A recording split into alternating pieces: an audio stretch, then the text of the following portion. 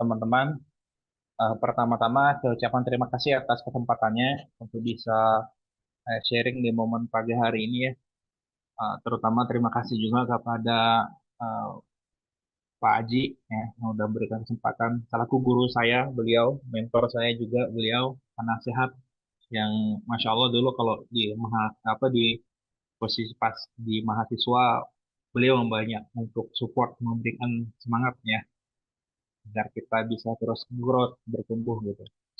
Nah, hari ini teman-teman ya, saya sedikit sharing ya tentang bagaimana kemudian apa ya, banyak peluang-peluang yang sebenarnya bisa kita kerjakan ketika hari ini kita sudah bisa memahami strategi digital ya, jualan produk-produk. Karena apa namanya, berjalannya waktu, saya udah mencoba riset di beberapa jenis produk. Ternyata ketika kita memahami pola ya, atau ketika kita memahami strategi ya, sebenarnya itu cukup diulang-ulang ya. Jadi kita mau jualan produk apapun ya, mau jualan produk apapun, cukup kita mengulang-ulang pola yang sama ya, itu insya Allah worth it jadi gitu. Asal kita tahu polanya gitu. Nah, untuk memahami pola inilah yang kemudian butuh proses yang panjang gitu. Jadi berawal kalau saya itu sebenarnya bicara tentang bisnis atau bicara tentang jualan itu sebenarnya bukan mulai yang baru ketika lulus kuliah ya. Saya mulai dagang itu dari kelas 5 SD atau kelas 6 SD itu udah mulai jualan, udah mulai dagang ya. Cuman era dulu itu kita belum kenal namanya digital marketing ya. Hubungin customer aja masih pakai SMS-an gitu kan. Masih pakai SMS-an, belum ada BlackBerry waktu itu, BBM belum ada, WhatsApp belum ada ya kan. Jadi benar-benar penjualan kita sistem konvensional lah ya. Tapi berjalannya waktu terus berkembang kan, zaman terus berkembang sampai di saya apa ketemu satu titik pada tahun 2014, 15 2014, 2015 itu sudah terutama teman-teman di Pulau Jawa ya, Jabodetabek, ya, Pulau Jawa, mereka sudah mengembangkan strategi penjualan dengan digital marketing. Nah, mulai 2016 itulah kemudian saya belajar alami karena dengan strategi konvensional itu oke gitu. Tapi apa ya, konversinya terlalu rendah dan jangkauannya terlalu kecil. Jadi kalau saya dagang itu teman-teman dari kelas 5 SD itu ya memang circle-nya atau cangkupannya cakupan-cakupan area kita lah ya. Jadi kalau kelas 6 SD itu saya dulu pernah buka jasa sewa PS1, PS2 ya. Nah, terus pernah jualan-jualan apa minuman-minuman yang kayak pop es gitu-gitu ya. Nasi kuning bawa ke sekolahan. Nah, yang jangkauannya masih jangkau circle kita gitu, atau circle yang kemudian masih bisa kita kunjungi gitu, atau bisa ketemu gitu. Sampai SMA. Nah, SMA itu kita buka pelatihan kursus komputer, itu kita udah mulai meluas, tapi masih juga konvensional. Kita nyebar brosur di lampu merah, di apa namanya di GOR ya, CFD. Nah, itu yang kita kerjakan ya. Sampai saya di kuliah waktu itu semester 1 semester 2 kita punya perusahaan travel. Nah, itu sudah mulai mulai beralih dengan Facebook Marketplace, Facebook Group ya. Dulu belum ada Facebook Marketplace ya. Ke Facebook Group. Nah, itu udah mulai jualannya online tapi organik. Nah, organik itu artinya kita yang gratisan gitu ya. Nyebar ke grup-grup WA itu udah mulai ada BBM, sorry.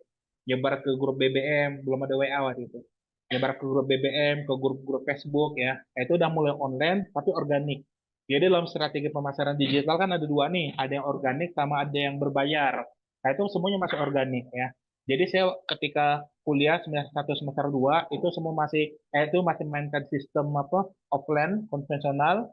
Yang kedua kita masih sudah mainkan ke online tapi masih sampai satu waktu di 2014 2015 itu pasar mulai jemu, circle mulai jemu. Circle maksudnya segmentasi pasar yang di area sekitar yang kita bisa kunjungi atau bisa kita datangi atau masih terjangkau dengan pribadi kita itu udah mulai jemu. Orang-orang udah mulai tahu, oh Renault yang jualan tiket pesawat, oh Renault yang punya bisnis ini itu. Orang semua udah mulai tahu gitu. Tapi akhirnya apa yang terjadi teman-teman? Penjualannya hanya sampai di situ, mutarnya di circle-circle itu aja gitu. Artinya ketika mereka tidak membutuhkan produk kita, ya mereka nggak akan beli kan. Ketika mereka nggak akan beli, penjualan kita menurun. Nah itu yang saya rasakan. Maka yang paling ngenes itu, ya memang ini bukan hal pertama kali ya, mungkin udah ke belasan kali atau puluhan kali. Tapi yang paling terasa itu tadi, ketika kita udah nyebar brosur ya, kita nawarkan kasih penawaran lain, tuh brosur kita dibuang terus diinjak dan saya menyaksikan itu gitu di CFD pada situ. Dan wajar kan? Karena mungkin posisi produk kita apa brosur yang kita sebarkan bukan kepada orang target, bukan kepada orang yang tertarget sehingga apa brosur ini atau informasi yang kemudian kita sampaikan itu adalah sesuatu yang tidak penting bagi orang itu. Akhirnya orang itu buang gitu. Nah, mulai dari situlah saya mulai berpikir, ini kalau dagang dengan gaya seperti itu, ya, maka kita ngos-ngosan nih, ya begini terus akhirnya gitu. Akhirnya kita mencoba lah bagaimana kemudian kita bisa lebih ekspansi daripada apa yang kita lakukan. Kalau yang sebelumnya kita menggunakan online tapi organik, yang gratis, saya berpikir gimana caranya ini bisa fit iklannya bisa dimasifkan, promosi bisa dimasifkan. Nah, di 2016 itulah saya mulai namanya FB Ads. Dulu belum Meta ya, belum Meta dulu 2016 masih FB Ads, IG Ads gitu ya. Masih terpisah-pisah dia akhirnya kayak mulai belajar di situ. Terus kita belajar buat website, belajar buat SEO, search engine optimize. Kalau orang cari di Google, website kita tembus halaman satu gitu. Saya mendalami itu gitu. Dan berjalannya waktu 2016 sampai 2018 itu adalah fase di mana saya boncos-boncosan. Ya, boncos ini habis ya, budget habis gitu ya, belajar terus tapi closingannya tidak maksimal, cost biaya budget habis untuk coba iklan ABCD produk ABCD banyak ya kan waktu itu 2 tahun saya menghabiskan budget dan kelas-kelas ya mungkin sekitar 300 jutaan kayaknya ikut pelatihan uji coba riset dan sebagainya lah di dunia digital waktu itu di digital marketing. Nah di 2019 ya saya mengambil pelajaran di 2 tahun ini gitu ya. Nah alhamdulillahnya mungkin karena keterbatasan mentor pada saat itu ya di Pontianak Kalimantan Barat sehingga kami waktu itu ada kita berenam berenam atau bertujuh yang masif untuk membuka kelas-kelas pelatihan digital marketing ya diminta untuk jadi mentor di beberapa kegiatan-kegiatan khusus untuk digital marketing. Nah, mulai 2019 itu ya masif mengisi pelatihan-pelatihan ya. Nah, sampai 2019 akhir saya meriset ya kalau sebelumnya 2016, 17, 16, 17, 18, oh 18 sorry, 2000 mulai jadi mentor. Nah, 2016, 17, 18, 19 itu kita mencoba produk-produk yang kecil-kecil. Produk kecil-kecil itu produk-produk yang mungkin secara segmentasi harganya masih apa namanya terjangkau lah ya untuk di apa namanya untuk dibeli oleh kebanyakan orang gitu. Nah, tapi di 2019 akhir itu saya riset di bulan Oktober insiden ya. Jadi mulai bisnis kita di penjualan mesin laundry ini bukan sesuatu yang awalnya sangat amat direncanakan ya. Jadi saya kan senang ngajar gitu. Saya senang support teman-teman gitu, terutama di sisi penjualan atau di marketing ya. Saya punya salah seorang teman sebagai penyedia alat pada saat itu dan beliau lebih ahlinya bukan di manajemen penjualan tapi lebih ahlinya di after sales-nya yaitu di maintenance dan service peralatan mesin laundry pada saat itu. Terus saya bilang sama beliau, "Bang, coba di ini Bang, Abang buat website ya kan. Terus Abang iklanin produk Abang di SEO kan. Ini siapa tahu bagus nih Bang untuk produk Abang untuk bisa cari di apa tembus dalam satu Google." Beliau tanya, berapa buat website? Saya confirm. Nah, dagangan saya ini salah satunya nih, ya. Dulu buat pelatihan, buat platform-platform kan. Saya confirm. Sekian, Bang. Oke, nanti saya infokan lagi katanya. Sampai sekian bulan pada itu nggak ada kabar-kabar kan. Nah, saya punya website waktu itu, ya kan. 2018, 2000, sebelum saya jualan mesin laundry, 2018 itu saya juga buka usaha laundry, saya juga buka laundry pada saat itu, nyucinya, ya kan. Nah, terus saya punya website namanya melondry.com pada saat itu kan.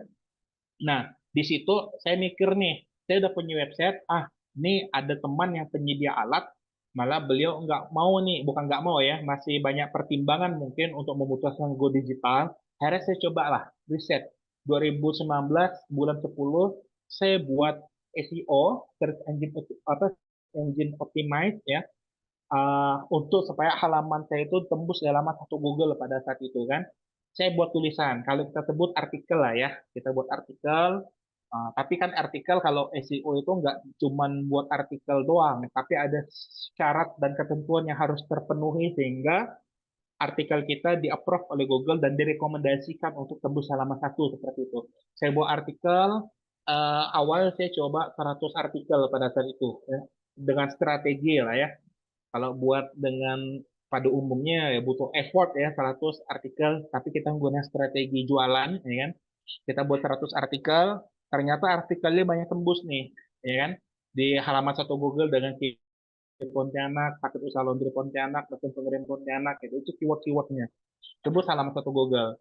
Dan uniknya di bulan Oktober, November, dan Desember itu lebih dari 20 calon customer nanya tentang mesin laundry pada saat itu. Dan saya tidak ada satu unit mesin pun yang kemudian kita siapkan untuk kita jual karena memang 2019 Desember itu hanya untuk ngetes doang, uji coba doang. Ternyata begitu kita lihat, oh ternyata permintaannya juga banyak nih, bukan, orang yang cari banyak, ya betul, permintaannya banyak, orang yang cari banyak.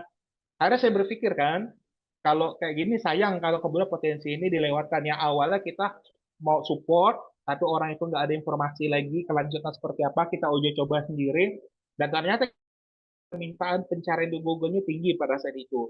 Dan izin Allah ya, izin Tuhan, berjalannya waktu di Januari, saya ingat disitulah saya dapat dukungan dari dibilang teman juga belum menjadi teman karena kita belum pernah ketemu sama sekali. Saya pernah beli mesin laundry di 2018 itu beli sama beliau di 2018. Saya info, Bang, ini gimana ya kalau kita jualan mesin? Saya buat artikel banyak, permintaannya juga lumayan banyak nih Bang. Cuma saya nggak ada mesin dan saya nggak ada modal, saya bilang. Karena mesin laundry kan modal lumayan gede tuh, ya kan? Saya nggak ada modal ya. Kira-kira gimana kalau saya jadi dropship Abang? Gimana kira-kira? Saya screenshot bukti apa cek orang yang masuk, ya kan? Akhirnya beliau bilang seperti ini, oh Bang Renol, nggak apa-apa. Saya kirim ya 2 unit mesin. Bang, jangan. Saya bilang, saya nggak bisa bayar. Nggak apa-apa Bang, saya kirim. Ini saya belum pernah ketemu orangnya, kawan-kawan. Sama sekali belum pernah ketemu waktu itu. Akhirnya disupport dikirim 2 unit. Bang, saya kasih kasih waktu ya Bang, 2 bulan untuk bisa Abang bantu jualin mesinnya, ya kan? Bang, tapi saya nggak ada modal Bang, ya kan? Nggak apa-apa Bang, saya support. Akhirnya dikirim 2 unit. Dan alhamdulillah kurang dari 14 hari 2 unit itu laku, ya kan? Laku. Saya informasi, langsung setelah laku baru saya bayar. Terus saya informasikan lagi sama beliau, Bang, unit habis, 2 unit kemarin. Saya mau order Bang, 1 unit dulu. Oh, siap Bang Renal, ya kan? Udah saya bayar, tagih hadiah sebelumnya, itu kurang dari 14 hari. Bang, saya kirim 4 unit ya, dia bilang. Jangan Bang, saya butuh 1 unit. Wah, nggak apa-apa Bang, katanya. Ini Abang, saya bantu Abang ya. Yang penting bisa maksimal di sana Bang, katanya. Dikirim 4 unit. Temponya juga 2 minggu. Nah, syukur waktu itu Alhamdulillah izin Allah, izin Tuhan ya. Kurang dari 14 hari 2 unit terjual ya. Dan saya udah bisa dari 2 unit dan keuntungan sebelumnya saya nggak ambil sama sekali. Nah, itu saya jadikan modal. Akhirnya kita dapat mesin yang sudah kita bayar, 2 unit mesin yang sudah kita bayar itu pakai keuntungan-keuntungan yang sebelumnya. Ya. Jadi dari situlah kita mutar kurang lebih 6 bulan sampai setahun kayaknya profit nggak kita ambil, kita putar terus ya. Nah, akhirnya sampai sekarang kita dengan izin Allah kita udah punya gudang ratusan unit udah masuk, ya kan? Bahkan biasa pernah masuk kita pakai kontaineran mesin-mesin laundry, ya kan? Dan kita termasuk salah satu gudang terbesar di Kalimantan Barat untuk mesin-mesin laundry, ya kan? Dan bahkan beberapa toko elektronik di kota Pontianak itu ngambil mesin di kita. Nah, itu perjalanannya teman-teman, ya. Dan semua penjualan kami dari awal sampai saat ini itu semuanya full kita menggunakan digital marketing. Tidak ada satupun closingan yang besar dengan sistem offline. Kami sudah pernah buat pameran di Mega Mall, closingnya sangat jauh sekali, sedangkan cost yang kita keluarkan lebih dari 10 juta ya. Biaya sewa, makan yang jaga, segala macam semuanya lah ya. Nah, closingnya jauh sekali ya, jauh sekali. Itu udah pernah kita buat pameran di Mega Mall. Kita udah pernah buat pameran di CFD juga. Itu juga nggak efisien ya. Tenaga, cost, dan lain sebagainya. Dan memang termasuk salah satu penjualan terbesar kami di penjualan online ya. Dengan sekarang muncul lagi Facebook sudah mengakuisisi apa Instagram dan WhatsApp ya, jadilah Meta Ads namanya kan.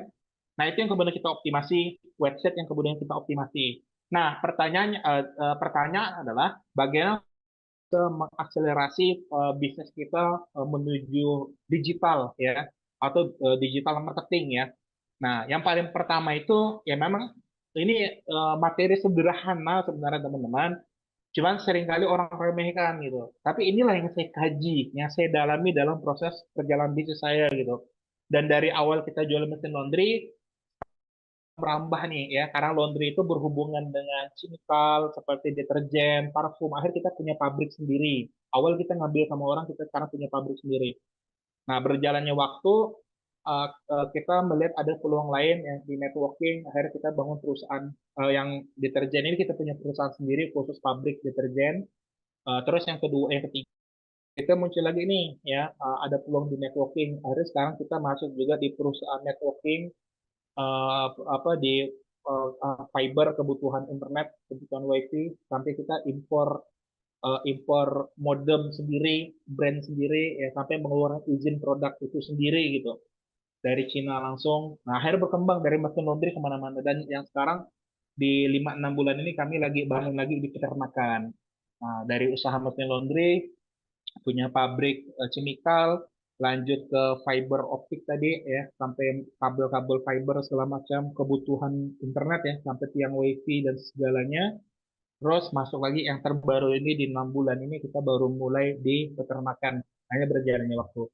Nah, semua hampir yang kami lakukan itu menggunakan online ya, digital.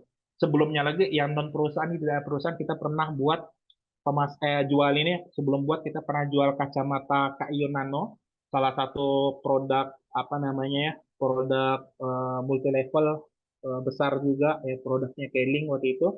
1 bulan kita bisa tembus omset 120 juta hanya menggunakan Google Ads pada saat itu, dan penjualannya ke seluruh Indonesia. Nah, itu pernah ya, itu digital. Terus setelahnya kita buat bisnis pemasangan kanopi. Nah, pemasangan kanopi, nah itu juga pernah tembus di angka 100 juta lebih selama 2 bulan. Baru per bulannya sekitar 60 juta. Dan itu full juga dari digital marketing ya, atau dari Meta Ads yang kita apa namanya, eh, yang kita optimasi dengan apa strategi digital marketing ya.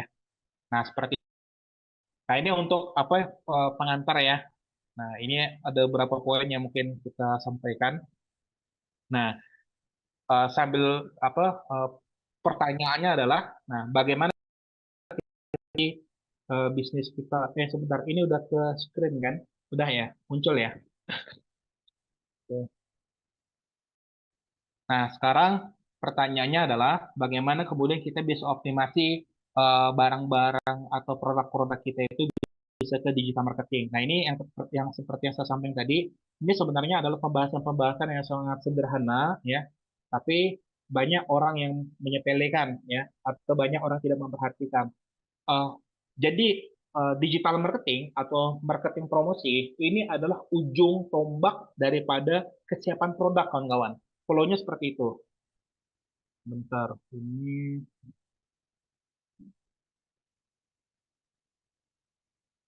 oh, oke. Nah, jadi ini ada coretan dikit ya, catatan tadi. Digital marketing itu adalah ujung tombak dari kesiapan produk, ya. Jadi kalau orang banyak kemudian dagang fokus ke digital marketing dulu, tapi produknya nggak siap tempur, akhirnya apa? Banyak konsekuensi yang akan terjadi. Pertama, permintaan bisa banyak, ya. Orang order, tapi setelah orang order, dah hanya sekali sekali saja, mereka tidak repeat. Kenapa? Karena produk nggak siap. Kalau kuliner, mungkin makanannya nggak enak. Apalagi kalau pelayanan nggak asyik, nggak seru, nggak nyaman, orang nggak enak untuk menikmati jasa yang kemudian kita berikan. Apalagi macam-macam. Nah, jadi sebenarnya kalau kita mau jualan, ya apa semua itu bisa gitu. Tapi ada hal basic yang benar harus kita siapkan, yaitu dari sisi produk. Nah, maka di materi ini saya tidak banyak bicara tentang strategi marketingnya seperti apa. Saya akan lebih banyak ngomong tentang ketika produknya udah siap ya, produknya udah siap tempur ya, terus kita jual ke Meta Ads, semuanya akan jadi kawan-kawan. Insya Allah semuanya akan jadi. Tinggal kita tentu segmentasi pasarnya seperti apa, baru kita audit nih. Pasar kita masuk ke cold market, warm market, atau hot market ya. Nah, kalau kita kemudian sudah menyiapkan dari sisi produknya gitu. Tapi kalau produk kita nggak siap, khawatir orang malah nggak puas dan akhirnya nggak repeat order. Nah, ini yang kemudian saya bahas dengan seluruh produk harus banyak yang kemudian kita siapkan. Ya, jadi jualan itu nggak sebatas nggak sebatas abal-abal atau kami sebutnya biasa jualan brutal ya. Tapi jualan itu juga harus dipersiapkan segalanya, harus prepare ya. Sebelum launching apa-apa yang harus disiapkan nih sebelum kita launch, sebelum kita siap tempur gitu. Nah, ini yang kemudian sekali lagi jarang orang untuk memperhatikannya gitu karena orang anggap jualan ya udah jualan tinggal posting-posting ya kan laku ya laku, enggak ya enggak. Nah, seringkali seperti itu gitu. Tapi kalau kita mau totalitas, kita mau apa all out ya, benar-benar kita mau besar ya, maka cara berpikirnya harus kita ubah ya. Maka saya punya guru di Malang, Coach Fahmi, beliau bilang kalau kemudian apa namanya perusahaan bisnis kita masih kecil, tapi mindset kita harus besar. Struktur organisasi sudah seperti perusahaan besar. Manajemen kita sudah seperti perusahaan besar. Kenapa? Karena kita segala sesuatu itu pasti mulai dari yang kecil. Tapi kalau kita punya mimpi besar, itu adalah menjadi sebuah harapan untuk kita mulai gitu. Untuk kita bisa memperbaiki semuanya bahwa apa yang kita mimpikan itu semua akan terwujud. Nah, maka cara berpikir kita kalau kemudian dagang, ya kita harus persiapkan dari sisi produknya ya. After sales-nya seperti apa gitu ya. Terus kalau misal barang itu trouble, bagaimana kemudian penanganan flow-nya dan sebagainya lah ya. Itu harus diatur semuanya kawan-kawan ya. Tuh. Nah, ini kalau kita lihat eh ini di minimize. Oke. Nah, ini kita lihat ya. Kenapa sih kita harus menggunakan digital marketing? Karena digital marketing meningkatkan penjualan ya, meningkatkan omset ya, bisa punya banyak cabang ya, bisa punya banyak bisnis agar punya penghasilan banyak dan lain sebagainya ya. Jadi sebenarnya kalau ini ya ya semua orang udah tahu ya. Kenapa sih harus pakai digital marketing? Ya pasti kalau kita ngomongnya akan fokus ngomong pada sisi penjualan dan omset gitu. Terus apa semua produk bisa digital marketing kan? Nah, ini dia. Pertanyaannya bisa atau tidak ya. Apakah semua produk bisa di marketing kan? Jawabannya adalah, nah, ada masih yang kedua nih ya. Apa semua produk cocok dijual secara online? Nah, gitu. Jadi kalau kita bilang nih, bisa digital marketing nggak? Ya bisa. Semua produk bisa digital marketing kan? Nah, tapi tadi ini pertanyaan selanjutnya cocok nggak? Nah, ini harus kita bedah ya. Nah, makanya kalau kita paham produk, kita tahu nih produk kita layak dijual di mana gitu. Makanya ada orang yang effort, dia posting di grup, pus-pusan, pup, ya kan. Tapi kok nggak laku-laku gitu. Kali kita coba audit, lihat produknya, dia jualannya Indomie instan misalnya. Atau mie sedap, ya kan. Kebayang nggak kawan-kawan? Ini ada seorang pedagang jual posting di seluruh grup Facebook, di seluruh apalagi grup grup WhatsApp, di seluruh grup semua grup lah dipromosikan produk ini. Tapi yang dijualnya mie instan, ya kan? Terus yang dijual bukan per kotak, dijual itu yang kedua, harganya sama dengan harga toko pasaran, ya. Bahkan sama dengan harga Indomaret, lebih lucu lagi, lebih mahal mungkin dari Indomaret atau Alfamart. Apa yang terjadi?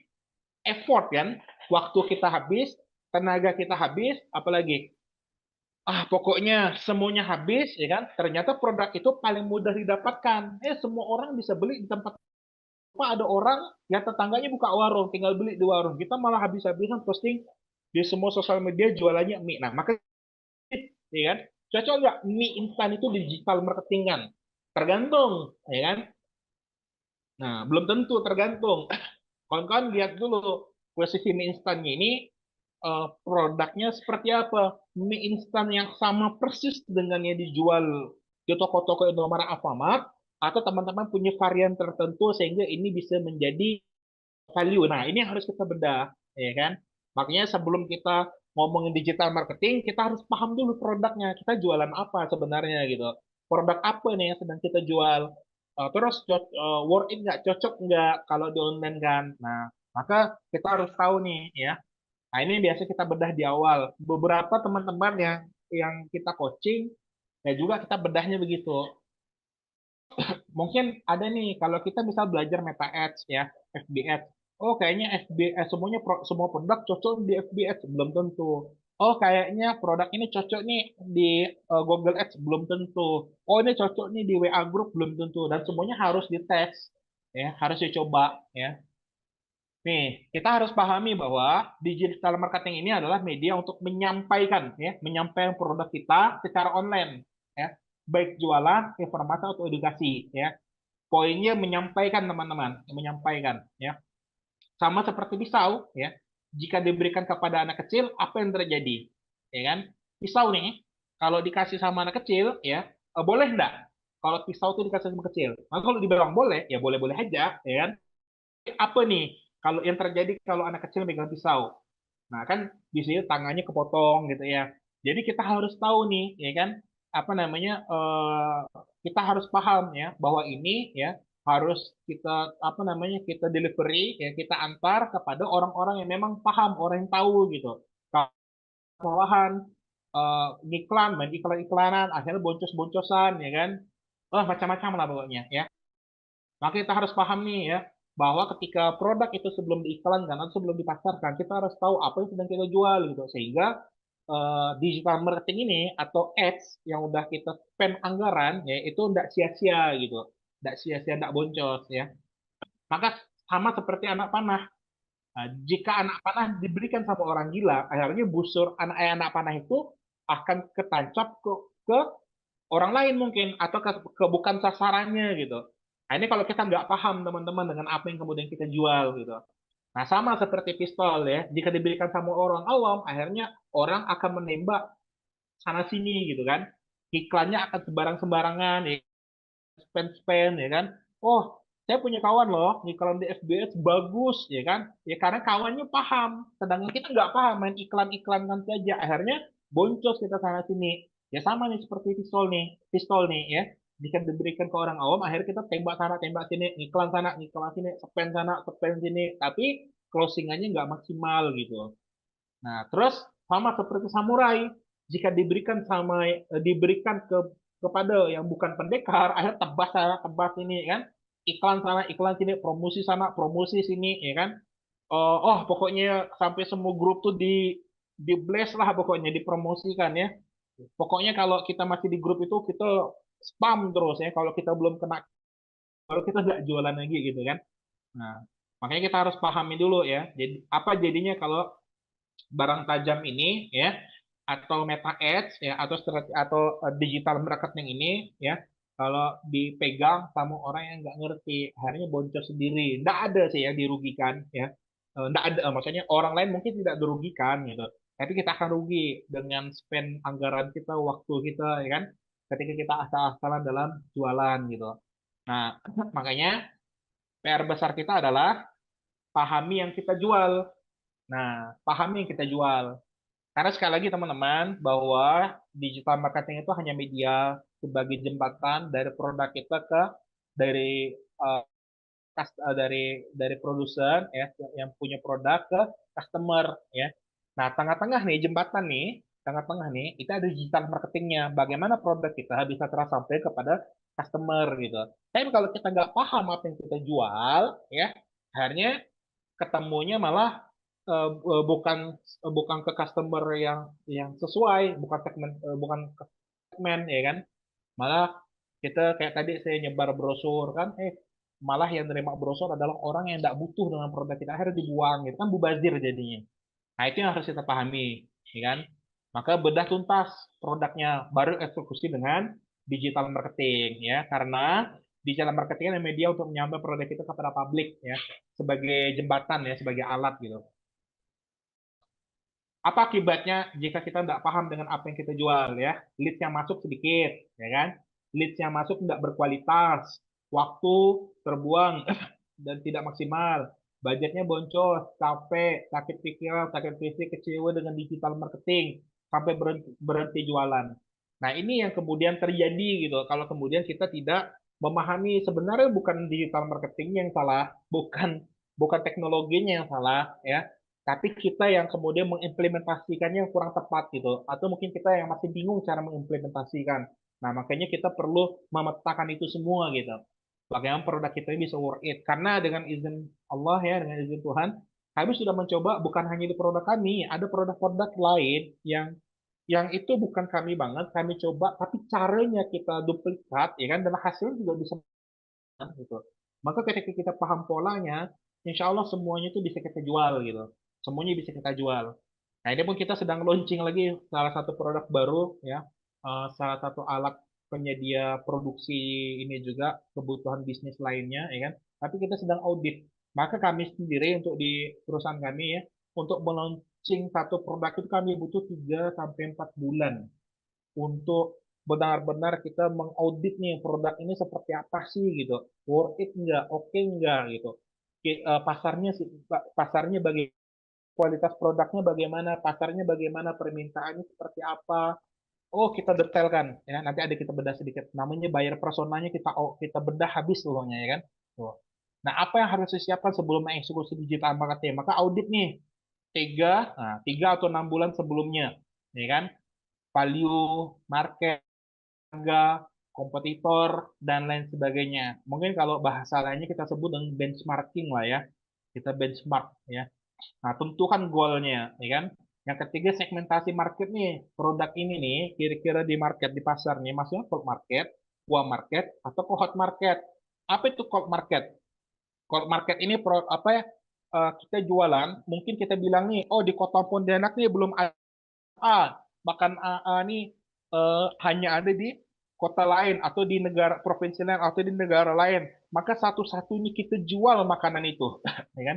Satu-satunya kita jual di makanan itu. Nah, kawan-kawan harus benar-benar cek nih. Bisa jadi opsi yang pertama ya atau ya opsi yang pertama atau persepsi yang pertama bisa jadi makanan itu belum ada ya. Karena makanan itu belum ada, kita jual. Nah itu oke. Tapi karena makanan ini adalah makanan yang belum pernah ada, akhirnya kawan-kawan butuh effort untuk memperkenalkan makanan itu. Dan apa yang terjadi? Kita butuh biaya besar untuk mempromosikan, ya kan? Nah itu untuk promosikan. Setelah promosikan, ternyata worth it. Akhirnya kita bisa besar. Contohnya apa? Pocari Sweat, ya shot itu kan panjang ya. Nah, tapi itu kalau yang persepsi yang pertama ya, atau opsi yang pertama dan itu kalau jadi barang itu bisa besar. Nah, atau yang kedua, pasarnya pasar call, orang belum kenal makanan itu. Kenapa orang belum kenal? Karena bisa jadi makanan itu nggak worth it atau sebenarnya makanan itu nggak enak, nggak cocok gambar kita malah jualan makanan itu akhirnya kita selamanya pun nggak apa ya nggak bisa besar gitu jualan makanan itu karena makanan itu memang nggak cocok untuk di wilayah kita. Nah ini yang perlu benar-benar kita tahu segmentasi di call, ya kan? Nah maka produk kita ini masuk call, ya. Call itu artinya penjualnya ada, permintaannya sedikit. Nah kita harus cari tahu gitu. Nah atau yang kedua, ya, atau yang ini, yang warm, ya. Nah atau produk kita masuk ke warm. Warm itu permintaannya banyak, penjualnya sedikit. Ini kalau di kategori saya ya, mungkin kalau di luar punya ekspektasi yang berbeda terhadap 3 hal ini gitu. Nah, kalau uang itu permintaan banyak, penjualnya sedikit. Nah, saya selalu bisnis main di posisi uang, ya, posisi uang. Artinya banyak nih orang pengen buka usaha laundry, tapi penyedia mesinnya sedikit. Bahkan toko elektronik saja itu hanya menjual mesin cuci, mesin pengering setrika uapnya nggak ada, dia ngambil sama kami malahan, ya kan?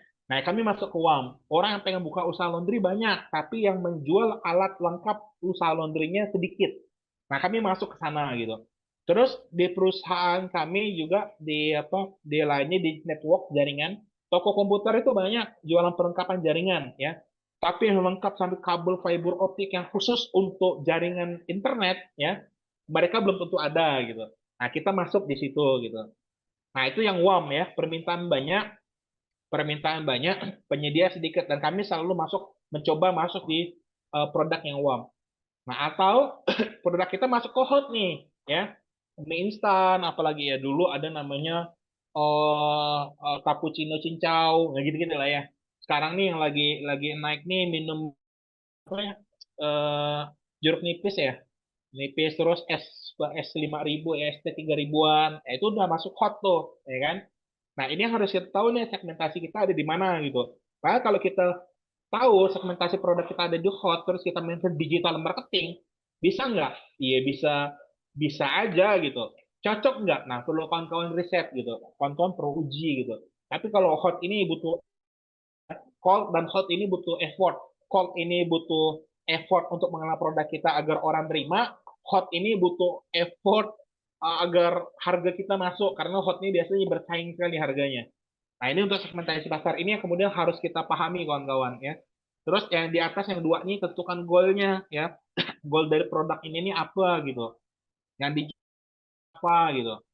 Saya dulu 2018 ikut kelas Coach Fahmi itu, beliau selalu bilang, what is your product? What is your product? What is your product? Selalu ngomongin itu gitu. Padahal di otak saya nih mikirnya, saya dulu bisnisnya di usaha laundry sama jasa komputer itu ya, training ya. Saya mikir, ya udah bisnisnya cuma bisnisnya training gitu. Bisnis saya laundry.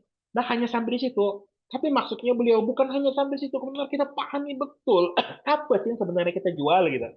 Kita nih apa ya kalau kita sebatas pahami oh laundry oh training itu tuh anak kecil pun mungkin paham gitu kita jualan apa tapi Coach Fahmi itu memahami kami tuh lebih dari itu gitu bah mendalami sebenarnya apa sih yang betul-betul kamu jual sehingga jualan produk ini nih bisa diterima betul oleh market nah gitu jadi kalau di mesin laundry kawan-kawan ini kalau kami lah ya kami sudah membedah dari visi misi kami meeting dengan seluruh profesor, kami dan seluruh tim ya.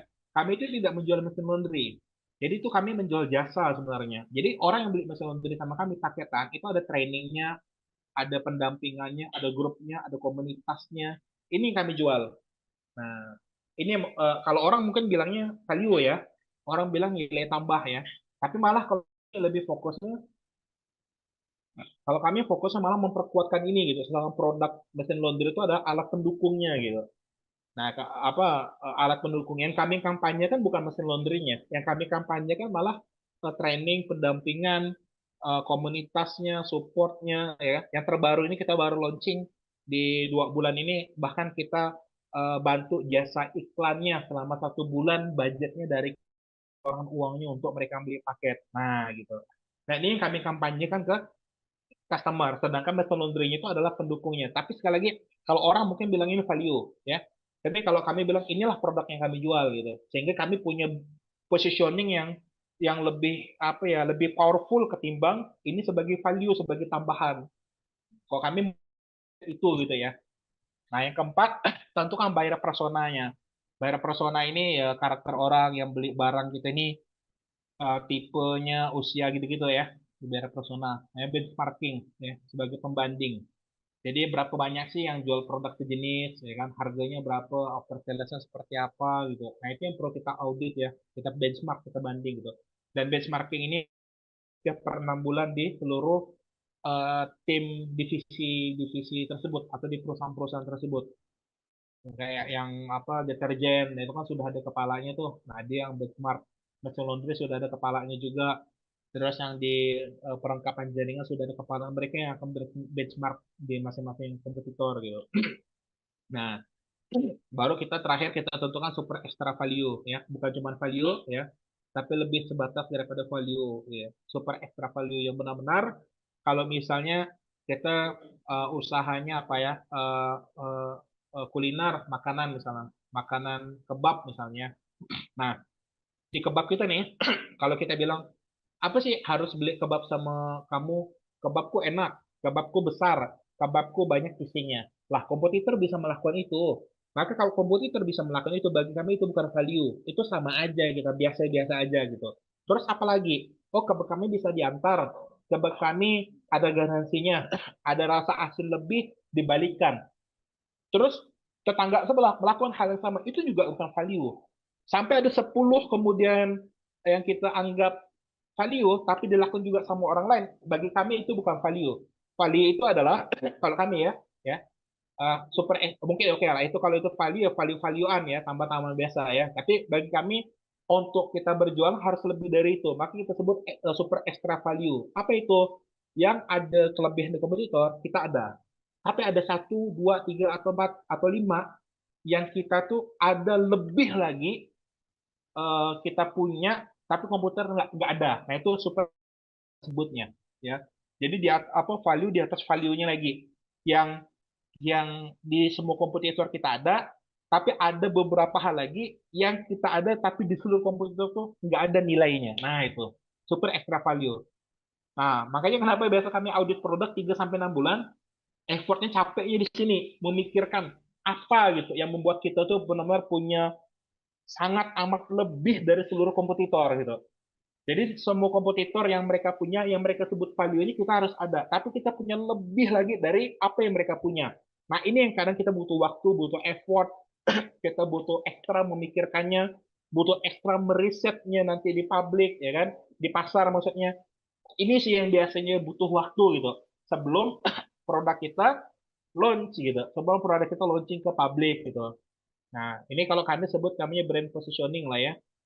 Apa benar-benar posisi brand kita, posisi produk kita ini ada di mana gitu.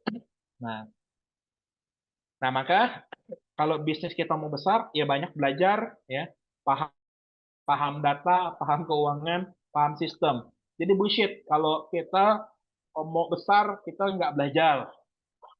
Bullshit juga kalau kita mau besar tapi kita nggak ngerti gitu maunya pasar bagaimana gitu. Terus kita nggak suka. Ini data nih paling sesuatu yang paling apa ya?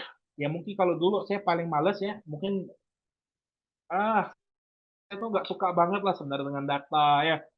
Eh, apa orang beli kita kumpulin datanya nanti selama 1 bulan kita evaluasi di bulan ini barang mana yang paling banyak apa yang bisa kita lakukan daripada gitu-gitu dah.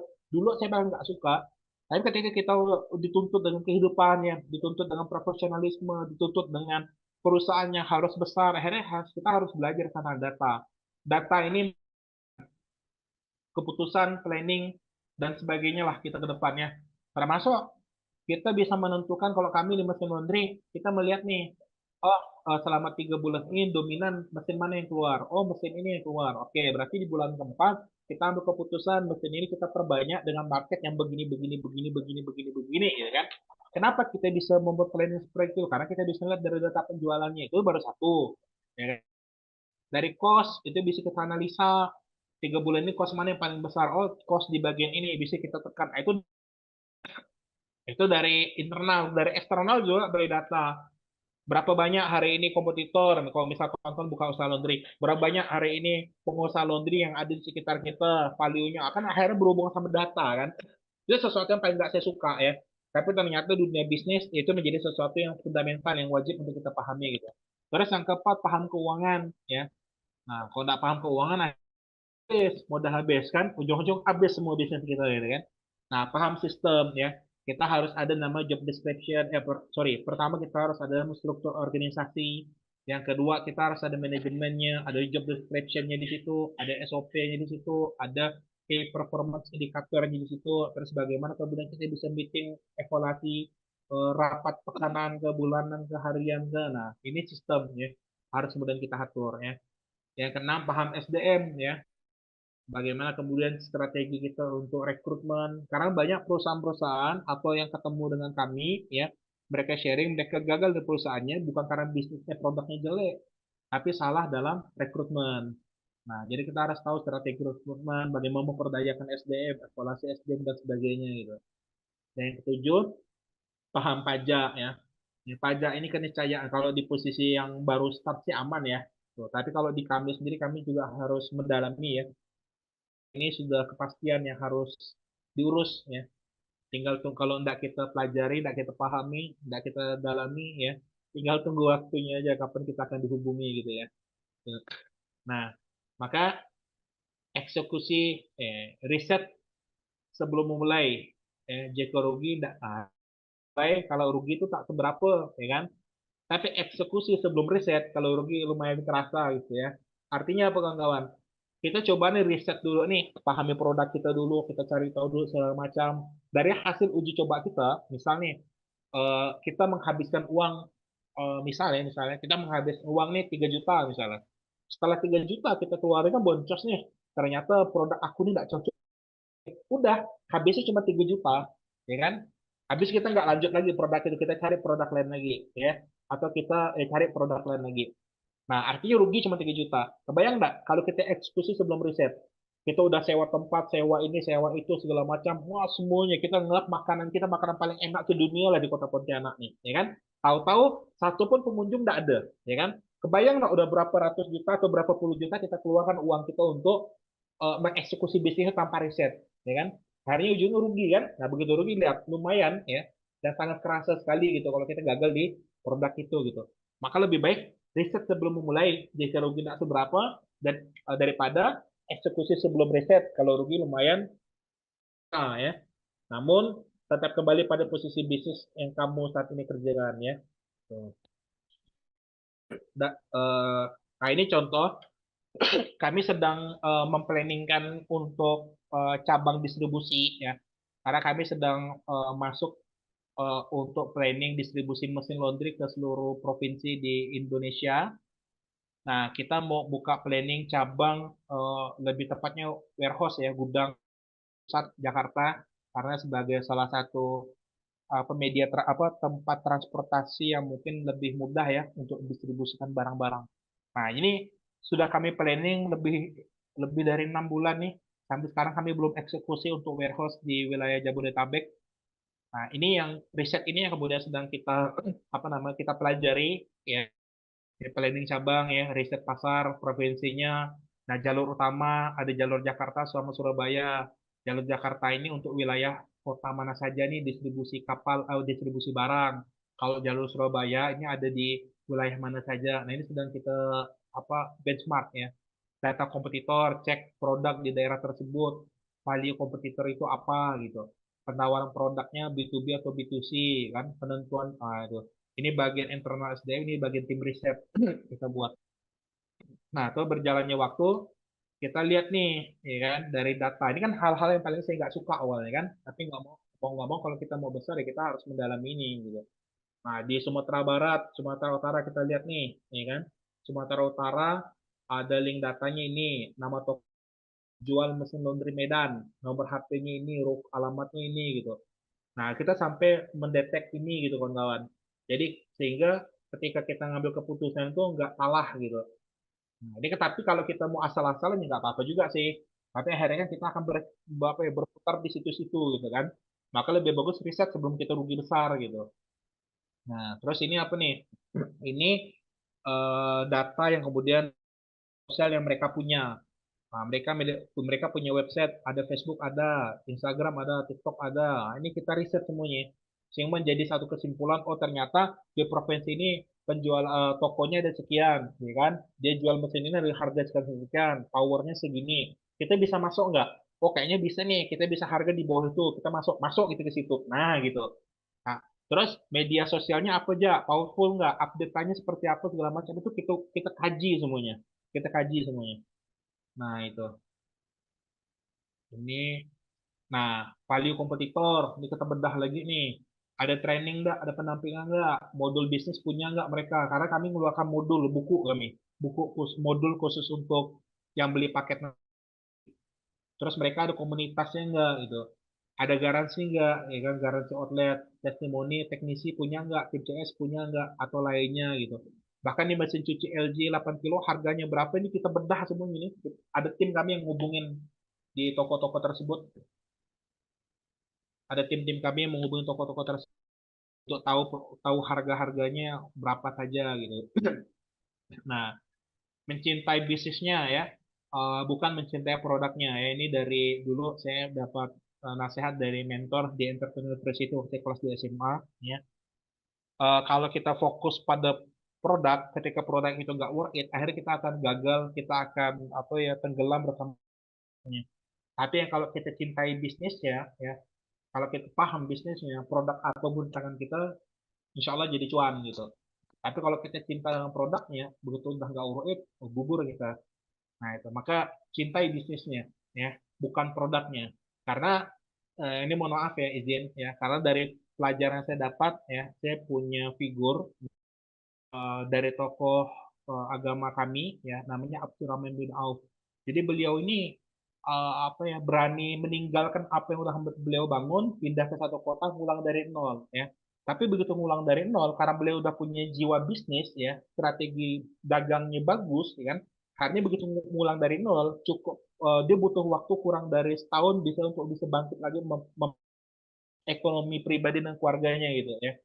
Nah ini yang saya pelajari ternyata kalau kita paham bisnis ya apapun dimanapun ya insya Allah mudah-mudahan kita bisa tetap survive lah ya. Nah, tapi kalau yang kita cintai produk, kita hanya paham produk tapi kita nggak paham bisnis ya. Begitu kita migrasi ke tempat lain, akhirnya kita bingung gitu apa yang mau kita lakuin.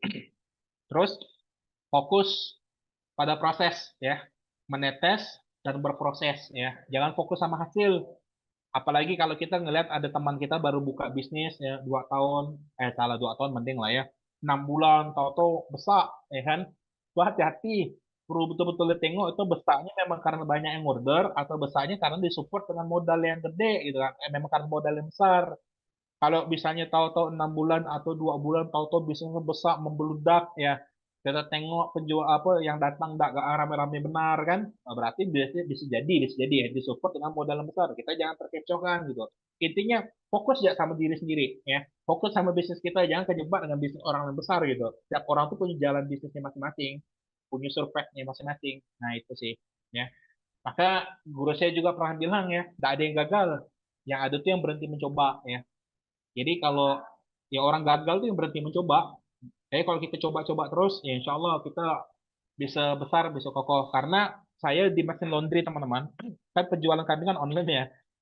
Baru 10 bulan buka, itu kita kena tipu di Majalengka senilai 65 juta. Baru 10 bulan, 2020 bulan Oktober. Kan Januari kami mulai. Nah, baru 10 bulan buka, di bulan Oktober 2020 itu kami kena tipu 65 juta mesin laundry di Majalengka. Kita kan jualannya ini ya, jualannya online kan. Jadi kita pernah juga riset jualan ke Indonesia, ya memang kelemahannya adalah di distribusi. Orang pada minta kirim dari mana kan lucu nih barang kirim nih dari Jakarta ke Pontianak, terus ada orang Surabaya, misalnya dari Pontianak kirim itu ke Jakarta, kirim itu ke Surabaya. Nah itu yang buat akhirnya boncos di pengiriman atau ekspedisi gitu. Makanya kami berpikir akan membuat warehouse di Jakarta atau di Surabaya salah satu itu agar distribusinya lebih mudah. Nah, kami pernah uji coba permintaan kami untuk penjualan mesin laundry di beberapa provinsi lainnya lumayan masuk lead atau yang yang mau order tuh ada gitu. Tapi kami kelemahan di distribusi gitu. Nah, jadi waktu awal-awal kita coba pun di bulan 10 itu tadi ya kita kena tipu 65 juta baru mulai. Terus nggak berapa kali ya? Kayaknya aku kena tipu sih kayaknya lebih dari 8 kali gitu ya. Saking pintarnya kena tipu terus ya. Ya. Nah, itu sih ya teman-teman. Mudah-mudahan di ini bermanfaat ya dan ada pelajaran yang bisa kawan-kawan ambil dan bisa diduplikasi ya.